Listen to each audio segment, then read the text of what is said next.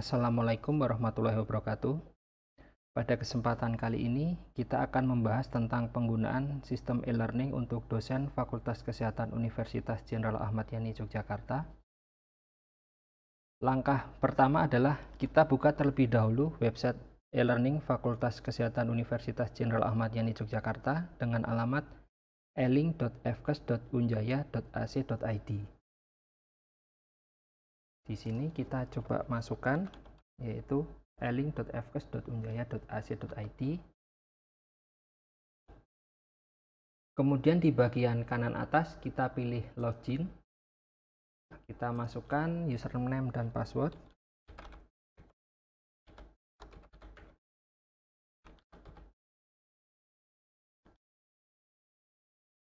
Ini adalah tampilan setelah Ibu Bapak berhasil login. Untuk selanjutnya kita pilih set home di bagian kiri. Di sini kita pilih set home. Di halaman set home ini akan terdapat daftar prodi dan semester. Pada kesempatan ini kita akan menggunakan prodi latihan. Jadi di sini kita gunakan prodi latihan semester 1. Kemudian kita akan membuat course baru atau mata kuliah baru. Di sini kita klik add a new course. Kita isikan course-nya.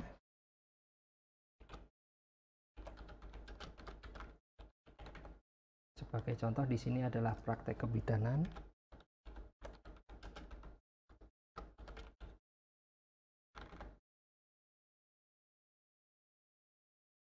Course start date ini adalah waktu kapan course ini akan dimulai. Misalnya kita akan mulai di tanggal 12. Misalnya kita mulai jam 8. Kemudian kita pilih save and display. Nah, kita kembali ke halaman course yang sudah kita buat tadi. Nah, ini adalah halaman course yang sebelumnya sudah kita buat. Untuk langkah selanjutnya adalah kita akan membuat settingan di enroll methodnya. Di sini ada partisipan sebelah kiri, kita pilih. Nah, di sini kita pilih enroll method. Nah, di dalam enroll method terdapat manual enrollment, guest access, dan self enrollment student. Nah, untuk self enrollment student ini yang sebelumnya posisi disable, ini kita enablekan terlebih dahulu. Kita enablekan supaya nanti mahasiswa bisa mengakses course yang sudah kita buat. Untuk selanjutnya kita akan menambahkan partisipan atau peserta. Di sini kita klik lambang tanda plus atau enroll user. Nah, di sini kita masukkan nama mahasiswa.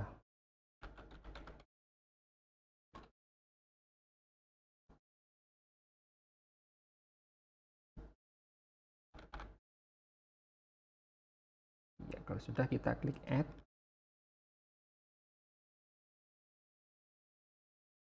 Kita kembali ke halaman sebelumnya, yaitu praktek kebidanan.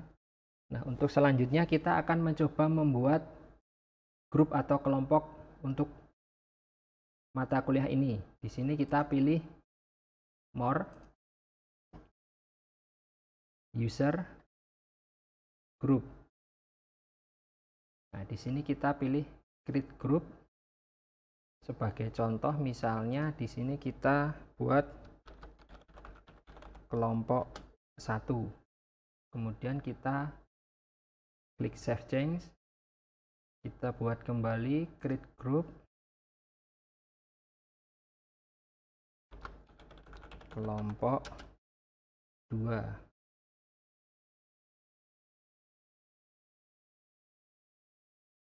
Kita pilih save and change.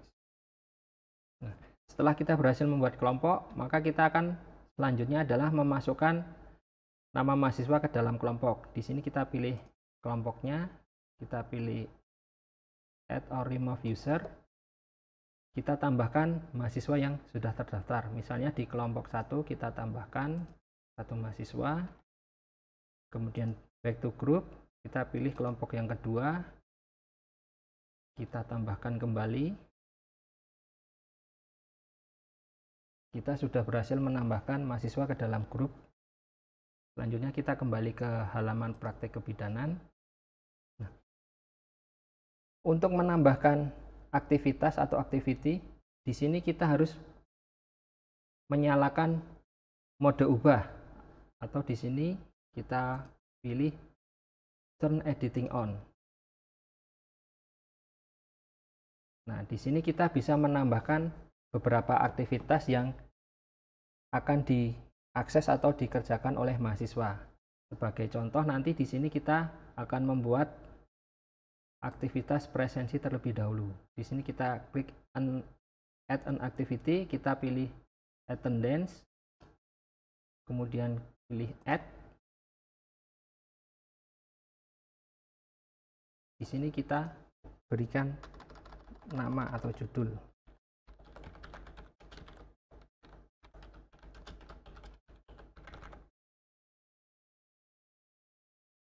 Kalau sudah, kita klik save and display. Selanjutnya kita tambahkan session atau waktu presensi. Di sini misalnya kita akan mulai presensi di tanggal 12 dari jam 8 misalnya sampai jam 17. Nah, di bagian bawah ada multiple session. Multiple session ini kita gunakan untuk repeat atau perulangan presensi. Misalnya kita akan mengulang presensi dari hari Senin sampai hari Jumat.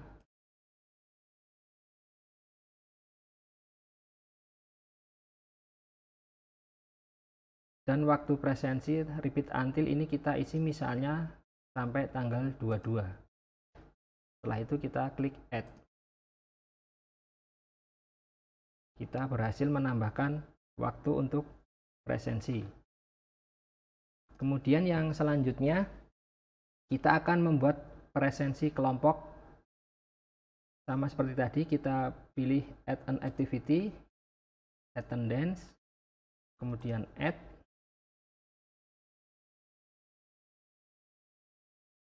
Di sini kita isikan misalnya presensi kelompok 1. Nah, untuk presensi kelompok ada settingan tambahan, yaitu di common module setting. Di sini kita pilih di group mode, kita pilih parent group.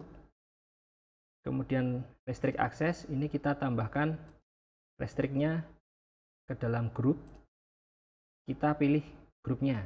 Karena ini tadi adalah presensi kelompok 1, maka di sini kita pilih kelompok 1. Kita pilih save and display. Kemudian kita tambahkan sessionnya. Di sini kita pilih kelompok 1, karena ini tadi presensi untuk kelompok 1. Misalnya di sini tanggal 12 dari jam 8 sampai jam 17 misalnya. Multiple session kita aktifkan.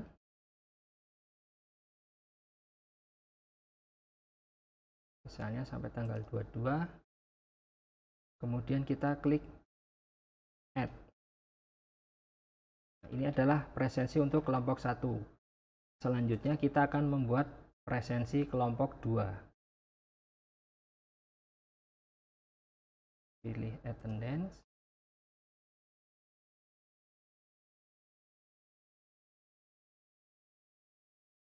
Di sini kita isikan presensi kelompok 2.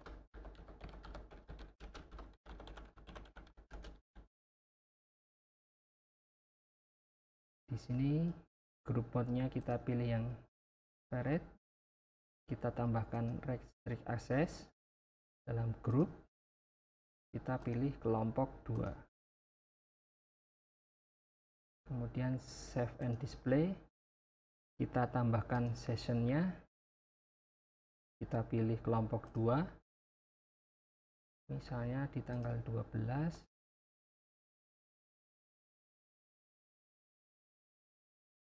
Kita aktifkan multiple sessionnya.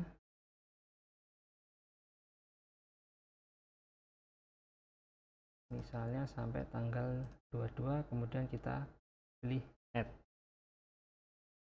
Kita kembali ke halaman sebelumnya. Nah, untuk aktivitas yang selanjutnya kita akan mencoba membuat aktivitas berupa file atau modul. Kita bisa menambahkan di sini add an activity. Di bagian resource kita pilih file, kemudian pilih add.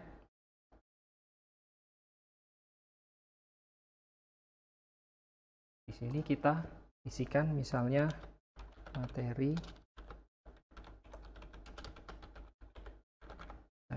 praktek kebidanan. Nah, kita bisa menambahkan filenya di bagian sini, ada select file, kita pilih add, kemudian choose file. Misalnya kita akan menggunakan file ini, upload this file,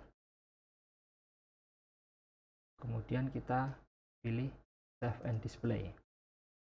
Nah, di sini resource file berhasil kita buat. Untuk yang selanjutnya kita akan membuat aktivitas atau activity resource URL. Yang sebelumnya kita sudah menyiapkan materi, kita upload di dalam Google Drive. Di sini kita akan menambahkan link URL Google Drive. Di sini kita pilih add an activity.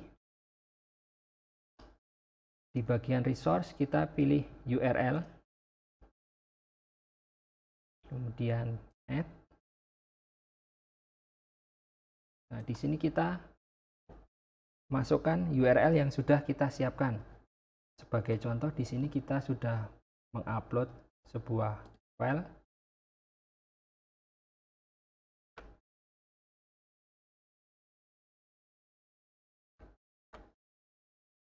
Kita masukkan link URL-nya. Kemudian pilih save and display.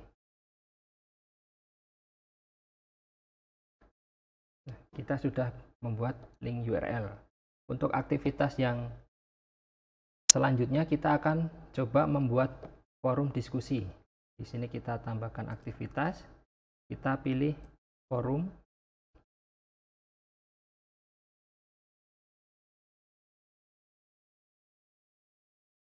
Di sini kita berikan nama forumnya.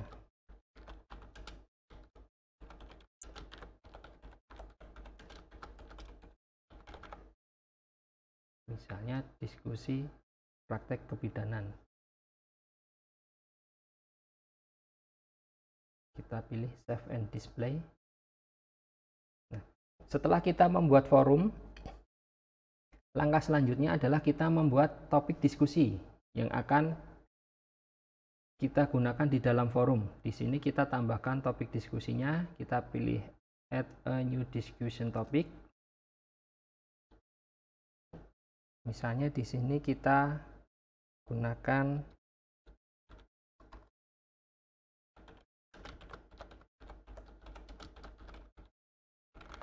diskusi praktek kebidanan, dan di bagian message ini kita isi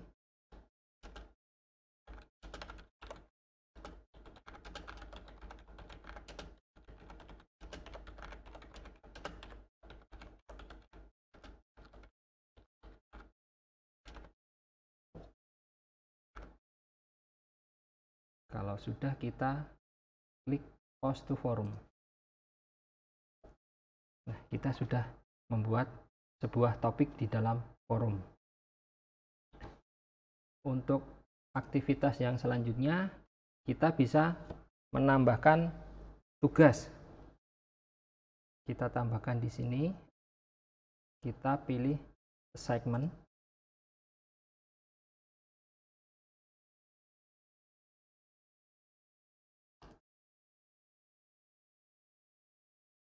Di sini kita berikan keterangan untuk tugasnya, misalnya tugas praktek kebidanan. kita berikan keterangan.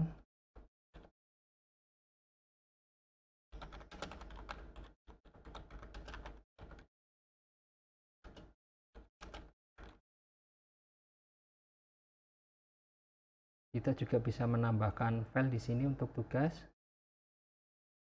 Di sini adalah waktu settingan untuk waktu pelaksanaan tugas. Misalnya di sini kita akan membuka tugas di tanggal 12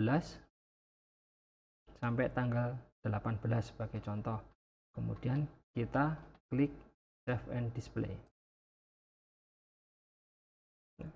Di sini akan muncul apabila nanti tugas ini sudah ada yang mengirim atau mengerjakan, nanti di bagian submit ini akan ada jumlah atau angka yang menunjukkan jumlah peserta yang sudah melakukan tugas.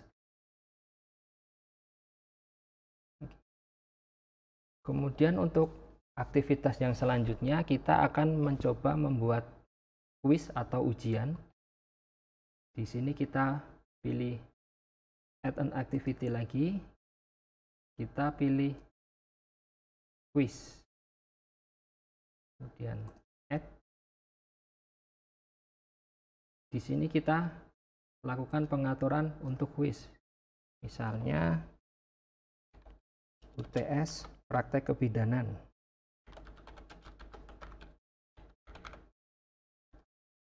Di bagian timing ini kita atur kapan kuis ini dimulai dan berakhir.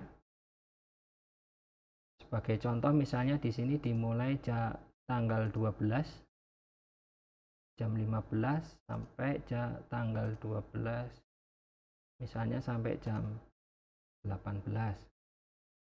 Untuk time limit di sini kita aktifkan. Time limit ini adalah waktu pengerjaan soal ujian. Nah, di sini misalnya kita atur waktu pengerjaan soal selama 60 menit. Kemudian di bagian grade, di attempt allow, di sini kita ubah ke angka 1. Nah, di sini kita ubah ke angka 1 dengan tujuan adalah mahasiswa hanya dapat mengakses kuis ini 1 kali. Kemudian di bagian review option, untuk di attempt ini bisa kita hilangkan checklistnya. Di attempt overall feedback kita hilangkan. Selanjutnya kita klik save and display. Di sini kuis sudah kita buat, tetapi untuk soalnya belum kita upload atau kita import. Di sini kita pilih kembali ke ini UTS praktek kebidanan. Nah, di sini kita pilih question bank. Nah, di dalam question bank ini untuk menambahkan soal kita klik menu import. Kita klik menu import. Nah, di sini di bagian icon format kita checklist. Kemudian kita pilih choose a file untuk mencari file yang akan kita upload. Nah, di sini kita gunakan misalnya ini, kemudian kita pilih upload this file. Setelah itu kita klik import. Nah, kita sudah berhasil mengimport soal sebanyak 10. Untuk langkah selanjutnya kita klik continue. Nah, di sini kita kembali ke quiz. Nah, kita akan menambahkan soal yang tadi kita import melalui menu edit quiz. Nah, di dalam edit quiz ini, di sini kita pilih add from question bank. Nah, ini adalah soal yang tadi kita upload berjumlah 10 soal. Kita checklist di sebelah tanda huruf T, ini untuk checklist keseluruhan soal. Kemudian kita pilih add selected question to the quiz. Kita juga bisa menambahkan maksimum grade-nya. Misalnya kita isi sampai 100. Di sini kita juga bisa mengacak atau merandom soal melalui menu shuffle. Di sini misalnya kita aktifkan klik shuffle, maka soal akan teracak. Selanjutnya setelah itu kita klik save. Nah, kita sudah berhasil menambahkan kuis. Nah, kita coba cek di UTS Praktikum. Di sini kita pilih preview. Start attempt. Nah, ini adalah soal yang berhasil kita import atau kita upload ke dalam kuis. Berjumlah 10 soal, waktu pengerjaan selama 60 menit atau 1 jam. Nah, itu tadi untuk kegiatan kuis atau aktivitas kuis. Untuk aktivitas yang selanjutnya, kita bisa menambahkan kuesioner dosen atau penilaian mahasiswa terhadap dosen. Nah, kita klik add an activity. Di sini kita pilih kuesioner. Kemudian kita klik add. Nah, di sini kita tambahkan nama dosen. Sebagai contoh misalnya di sini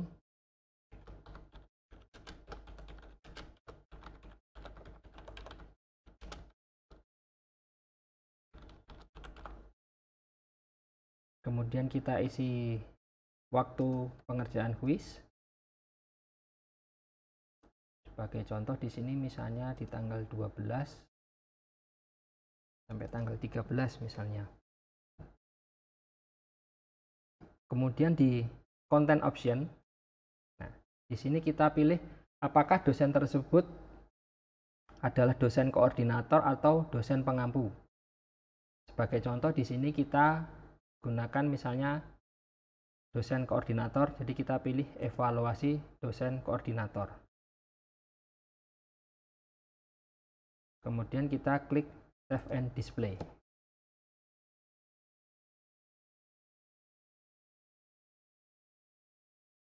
Nah, di sini untuk question dosen sudah kita buat. Kemudian bagaimana cara atau langkah untuk kita sebagai dosen mengetahui atau mendownload nilai dari mahasiswa yang sudah melaksanakan kuis atau tugas. Nah, di situ misalnya kita kembali ke semester 1. Sebagai contoh, misalnya kita akan menggunakan mata kuliah konsep kebidanan 1. Nah, untuk melihat nilai atau mendownload nilai, kita bisa memilih menu grade di bagian sebelah kiri. Di sini kita pilih menu grade. Nah, di sini akan muncul nama mahasiswa dan nilai dari mahasiswa tersebut.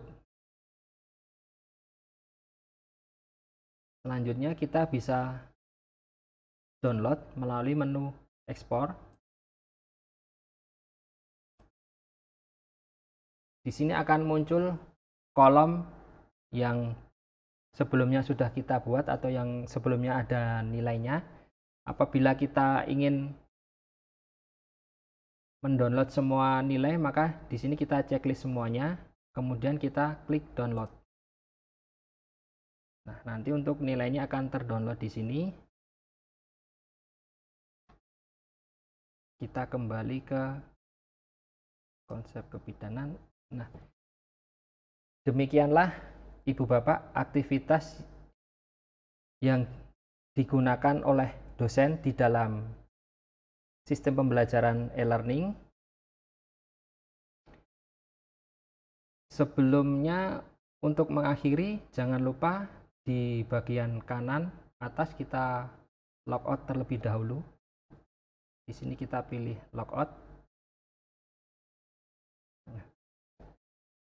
Demikian panduan tentang penggunaan e-learning untuk dosen Fakultas Kesehatan Universitas Jenderal Ahmad Yani Yogyakarta. Terima kasih. Wassalamualaikum warahmatullahi wabarakatuh.